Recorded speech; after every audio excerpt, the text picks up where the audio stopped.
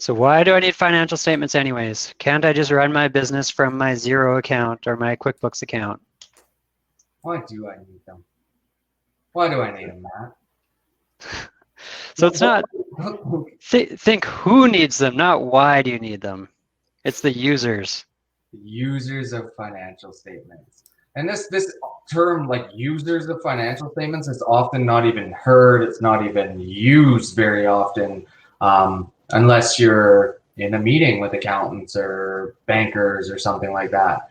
So who are the users of the financial statements? They're more than you often think. By just off the top of your head, if you name a couple, or hopefully we list more than you can name off the top of your head, but let's see. We'll talk about them because there's some important ones. Who's using the financial statements? So who are the users of my financial statements? The CRA, obviously, we'll touch on that a little in the next slide, but a really important one, like mortgage broker and your banker, they can be the biggest key users of the financial statements. If you ever need loans, lines of credit, any form of financing, if you're ever going for a home purchase, they don't want just a printout from a bookkeeping system. They want notice to reader financial statements at a minimum.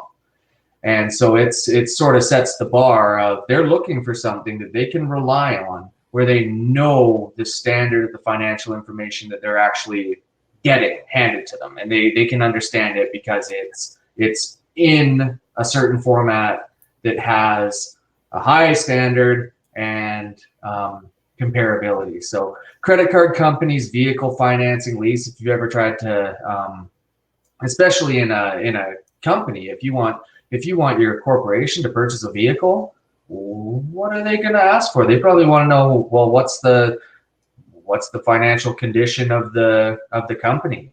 Can it afford to pay me back? How much does it owe? Is it in tremendous debt already? Where do all the answers lie? They lie in the financial statements. So landlords ask for them. There's other ones. This list can go on. We've just listed a few, right? The major ones, so like telecom, utilities, tip, anyone you pay monthly, really, anyone you owe or are owed from. But CRA, I want to touch, if we just roll to the next slide, CRA obviously uses them, right? The financial statements, the corporate tax return. This slide doesn't really come across.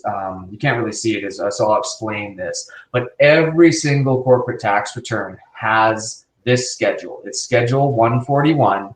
And there's two really key pieces of information on this. The first tick box, it says, does the accountant have a professional designation? And then down sort of where the mouse pointer is, a little near the bottom of this, it asks the type of involvement with the financial statements. And completed a compilation engagement, which is a notice to reader financial statement that a CPA would provide. Those are two pretty critical things, as when CRA gets a corporate tax return submitted, if they see one and they're like, oh, the accountant doesn't have a professional designation and they didn't even do a notice to reader report, like who put this together? What kind of, they have, so it instantaneously either sort of puts you on one side of the fence or other, as far as CRA having confidence in the information being like transmitted. So do you think having the designated accountant prevents audits more? Like, do you think they would actually look at that if they're looking at like they have, the CRA is underfunded, they don't have a lot of people to be out there auditing. Do you think this is something they consider? Dale and I were talking about this earlier today, and we were trying to come up with a good estimate of like percentages. And I was kind of saying, like, if you tick off your accountant has a professional designation and you completed a compilation engagement, you probably land in this little bucket of like 2% random audits where they just have to draw some people to stay on top of it. And if you're ticking off, like if I'm CRA and I see, okay, any corporate tax return that where the accountant doesn't have a professional designation, no notice to reader, put those in another bucket, and I'm going to look at like half of them. I'm gonna really pick these apart. So I think it's not a lot of people know this exists. Not a lot of people have ever seen this schedule, but every single corporate tax return that get submitted has this schedule, and it's either ticked off yes or no, or it's not. And it's good for people to know. Even if you're working with an accountant, you're not sure, like go flip through your corporate tax return and find that schedule. You'll see. Yep. And the most important user is you. Well, and your stakeholders.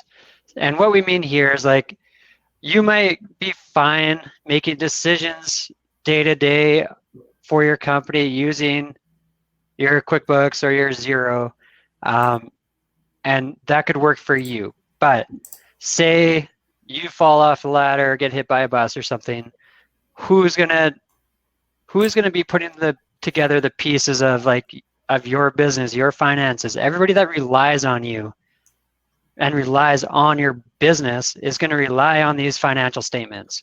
They're not going to be able to dig into your QuickBooks account and figure out who you owe money to and who owes you money and what's the value of the business and how much did you actually earn last year and their profit and your profitability. Having a CPA prepare financial statements puts everybody like apples to apples, and like everybody's following the same generally accepted accounting principles, and profits calculated consistently 1 year to the next. And you can't just make up expenses without it having effects on the rest of the trial balance. Like that's the beauty of the trial balance. Like it has to make sense. You can't make up expenses, or you can't just make liabilities or loans disappear without having some other effect. So think about everybody that's going to be relying on these things if you're not able to. So obviously your spouse, the executor, or like, and the beneficiaries, who's going to be looking after, or who's getting the pieces of your life when you're not there. The lawyers trying to sort everything out, and spouse and lawyers could go for a divorce. Like that could be the case in a divorce as well.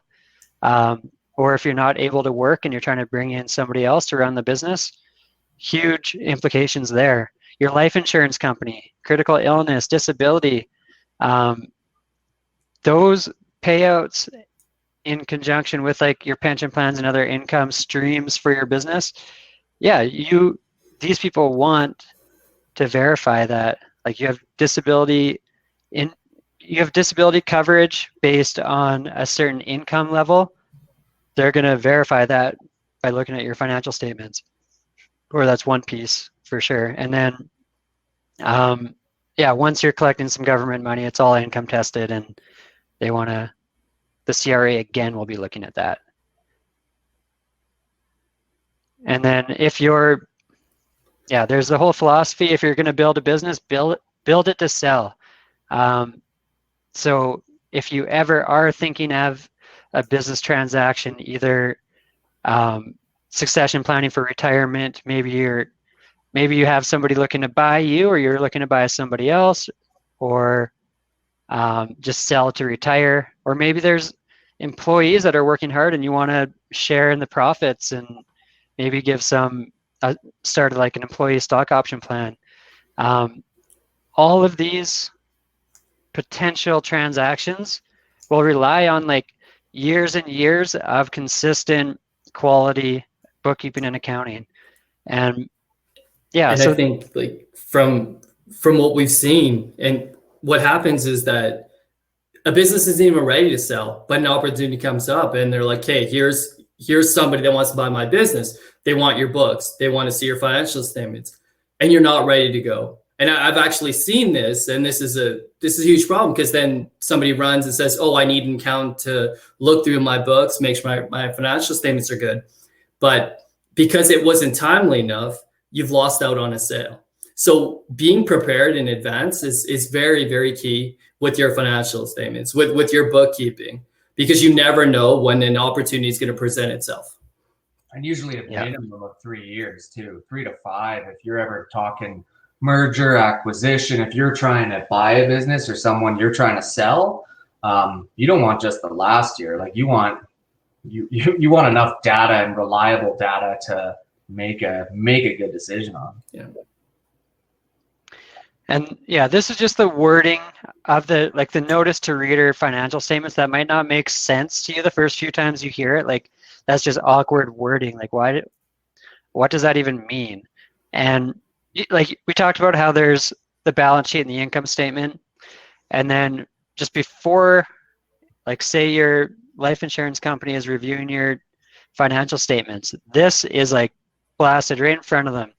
Like these financial statements were prepared by True North Accounting professional chartered accountant or chartered professional accountants, and this is a notice to reader engagement or a compilation engagement, so we did not audit or review. So it's kind of setting the stage for like how verified were these, or how much work was put into these financial statements. We don't need to get into audits and reviews, but like generally public companies are all audited. Big private companies or charities, anybody with like big loans, they get reviewed financial statements and notice to readers, like the lowest level, but still prepared by a CPA.